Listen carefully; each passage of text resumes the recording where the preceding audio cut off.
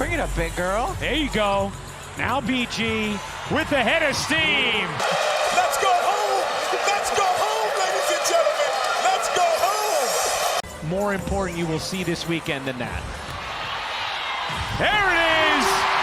Charles Barkley, what do you think? Oh my God, that might be the best dunk I ever seen. That was awesome.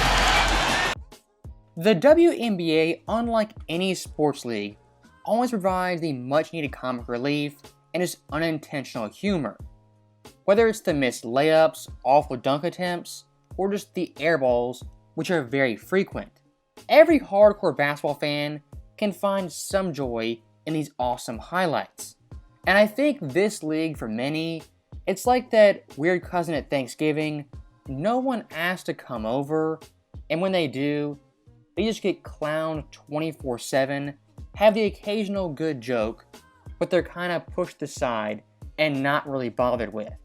For me personally, that's the WNBA. That weird cousin at Thanksgiving who has the occasional moments that make you laugh. And at this year's All-Star Weekend, there was plenty of comedy on display. As the one player I was locked into just paying so much attention to was Brittney Griner. And like you guys saw in that intro, he was throwing down thunderous jams, just ridiculous poster dunks like a prime Vince Carter. And since being traded in a blockbuster deal for the Merchant of Death, Brittney's season so far has been an absolute success, as her Mercury team has the second worst record in the league, they're the worst scoring team, average the most turnovers, have the worst defensive rating, and the second worst offensive rating. And on top of all that greatness, Brittney's coach was also fired after a 10-game losing streak. I guess it's kind of a hot take, spicy take, to say trading the Merchant of Death, a proven war criminal, for the best player on the second worst team in the WNBA was 100% worth it. And hating aside, Brittney in her career has been an all-star in 2 different decades, 10 years apart. Back in 2013, we had an Adam's apple, and in 2023, where he cut his dreads. So props to Brittney for that, having a just stellar season and showing out at All-Star Weekend. And really, for any respectable sports league, what you're trying to do as the players, the coaches, especially the commissioner, is push the game forward and make it better than when you found it. And I'll give the WNBA huge props on this, as at last year's All-Star Game weekend, their MVP trophy was quite literally from the Walmart discount bin. Compared to this year, the trophy was actually semi-respectable. And building off that positive, there was actually one thing, not being sarcastic about it, that was pretty impressive. The girl named Sabrina Ionescu, who is verifiably actually a girl, she made 20 straight threes, including 37 points in the three-point contest. That is actually impressive and actually noteworthy. Again, not trolling. But the one thing I did find just kind of humorous, when she had this record-breaking performance, they said an NBA/WNBA record. If we're gonna start doing just general basketball records, NBA/WNBA, we really want to open that door and that can of worms. Again, just celebrate her performance, because on its own, it was actually very, very impressive. You don't have to compare every single accomplishment, every single feat, to the NBA, which is far superior. Now, it wouldn't have been WNBA All-Star Weekend without some awful quotes from the players about pay, expansion, and just other nonsense.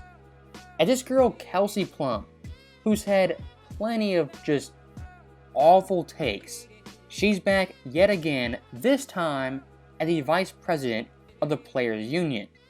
And what's on her mind is expansion. Think about that.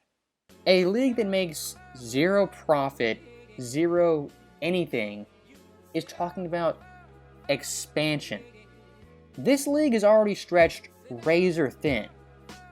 One more team added to that, it's going to dilute an already just diluted product. And to give her some credit, just some minor credit, she acknowledged her league had some minor holes they need to fix, like losing $10 million annually, having attendance a piss poor 25%. You know, just the minor problems for a sports league that is trying to make it in 2023. And in one more moment of brief clarity, she said expansion, while important, shouldn't be the top priority. Bravo, Kelsey Plum, you've seen at least a sliver of the light. But in typical WNBA fashion, she then went on to beg for more pay, better benefits, and charter flights.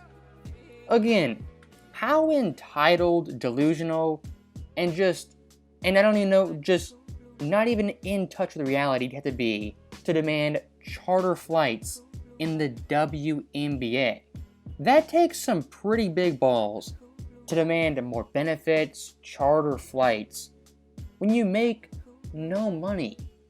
If this league was a small business, they would have been closed up, a year in, 6 months in?